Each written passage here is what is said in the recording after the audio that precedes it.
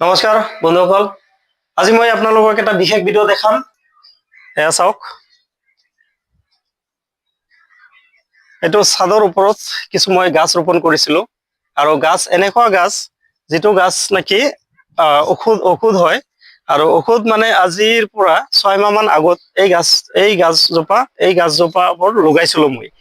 আৰু লগোৱাৰ এইবিলাক গছ আপোনাৰ এইটো চাওক, এইটো হ'ল আপোনাৰ 6 মাহ মান আগত লগাইছিলোঁ গাছবোৰ।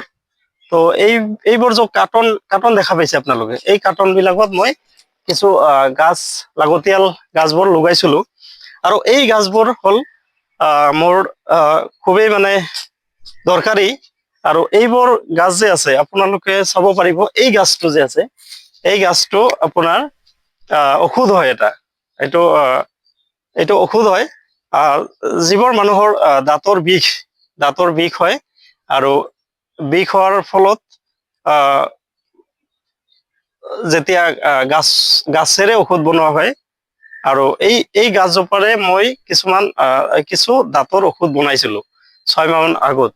তো এই গাছটো মই খুবেই দূৰৰ পৰা পাহাৰৰ পৰা আনিছিলোঁ। এইটো চাওক, এই সৰু সৰু ফুল হৈ থাকে। আৰু এই গাছটোৰ লগত আৰু 3টা মান গছৰ শিপা আছে।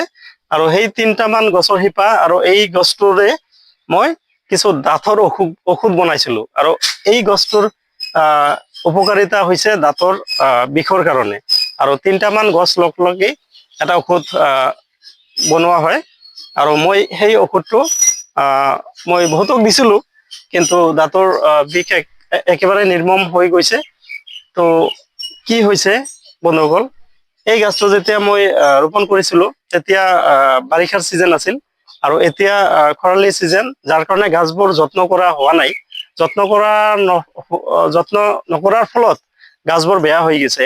চাব পাৰিব, এই গাছবোৰ কাৰ্টনত মই থৈ দিছিলোঁ ধুনীয়াকে ৰোপণ কৰি, কিন্তু আজি যত্ন নকৰাৰ ফলত গাছবোৰ বেয়া হৈ গৈছে। আৰু একচুৱেলি সময়ো নাই।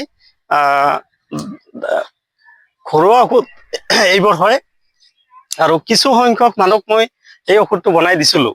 তো ঔষধটো ব্যৱহাৰ কৰি ভালো পাইছিল, কিন্তু সেইবোৰ কৰাৰ তাৰমানে টাইম মেকআপ দিব নোৱাৰি, যাৰ কাৰণে মই ইমান এটা গুৰুত্ব দিয়া নাই। তো গাছবোৰ চাওক, গাছবোৰ একদম মৰি গৈছে।